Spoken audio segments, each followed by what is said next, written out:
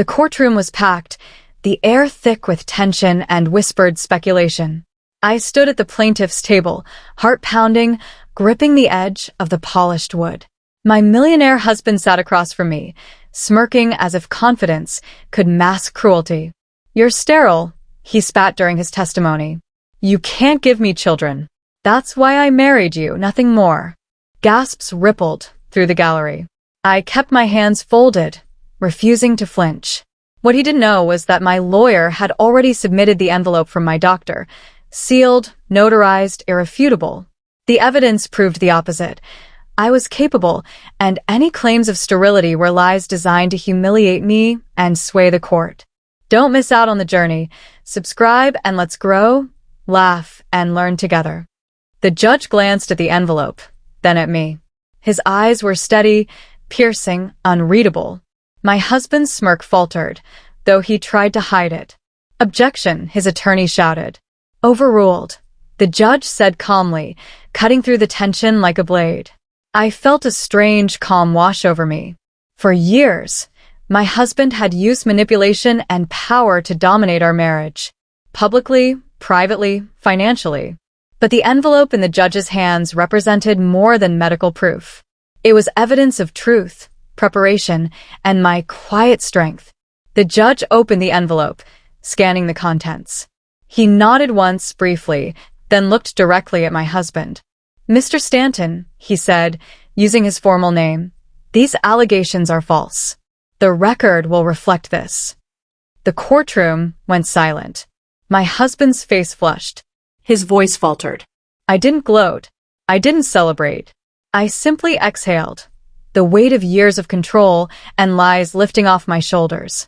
For the first time, the power balance had shifted. No manipulation, no intimidation, only fact, truth, and quiet strength. And that envelope, that little packet of paper and proof, had spoken louder than any insult he could muster. This was more than a courtroom victory. It was the reclaiming of my dignity and the realization that preparation and patience can turn even humiliation into triumph. The courtroom atmosphere remained tense, the kind of silence that presses against your ears and fills every corner with anticipation. My husband had been confident all morning, charming the witnesses, the lawyers, and even the judge with his usual millionaire composure. I, on the other hand, stayed calm, quietly letting my lawyer guide each step. The envelope, sealed, carefully prepared, notarized, rested in the judge's hands, ready to undo the false narrative he had built. When he made his accusation, it wasn't a casual remark.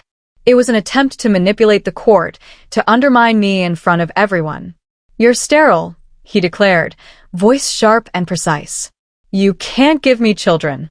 That's why I married you, because you were nothing more than convenient." The gallery murmured. I could feel the collective shock, some pity, some judgment. I did not flinch. I did not speak. I let him continue, his arrogance fueling his own downfall. My lawyer stood, firm. "Your Honor," he said, calm and commanding, "the plaintiff's medical records have been submitted prior to this testimony." The judge adjusted his glasses, reaching for the envelope. The room seemed to hold its breath. My husband, for the first time that morning, faltered. The smirk that had been plastered across his face since we entered the courthouse wavered. His confidence was cracking, but he tried to recover.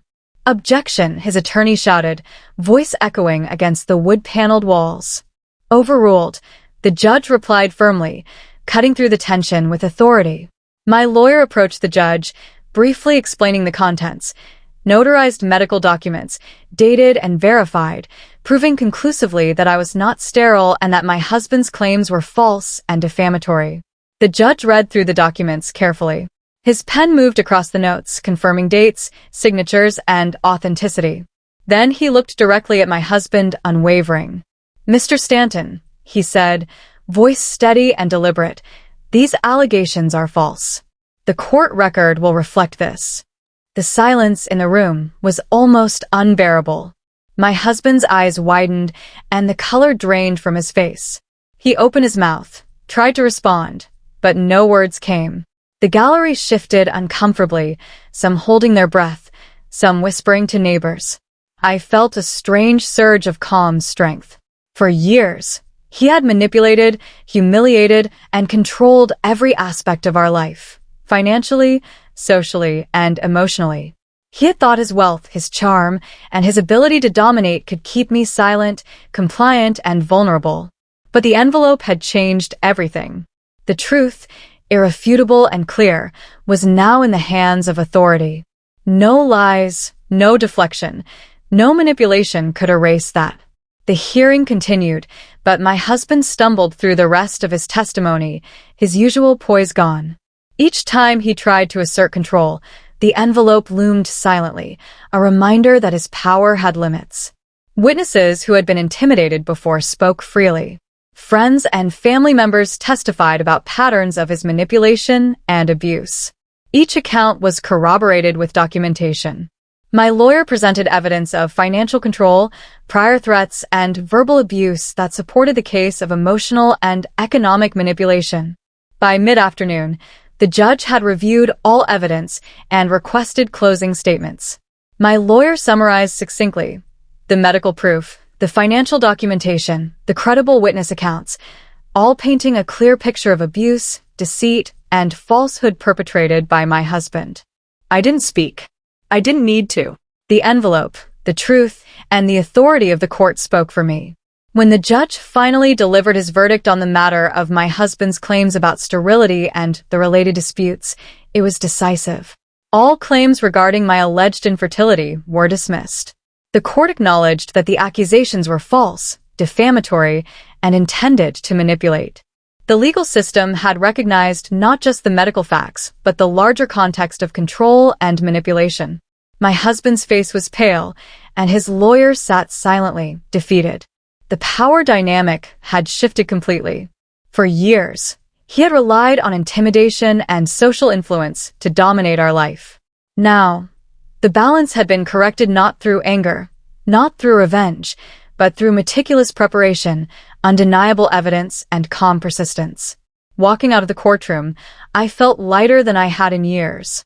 I hadn't yelled, cried, or sought dramatic retaliation. I had relied on truth, preparation, and patience.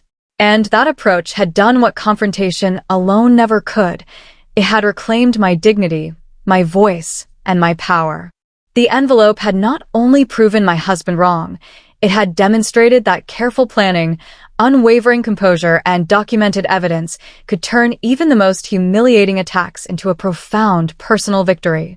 For the first time in a long time, I knew no amount of wealth, charm, or manipulation could silence me when the truth was firmly on my side. And that realization, quiet, firm, unshakable, was worth far more than any courtroom victory. Weeks after the verdict, life settled into a quiet strength. My husband's attempts at intimidation ceased. He knew the truth had the final word. I rebuilt my life on my own terms, financially, emotionally, and socially. The envelope, once just a piece of paper, had become a symbol, proof that preparation, patience, and truth can overpower lies, power, and manipulation. No shouting, no revenge, just dignity restored.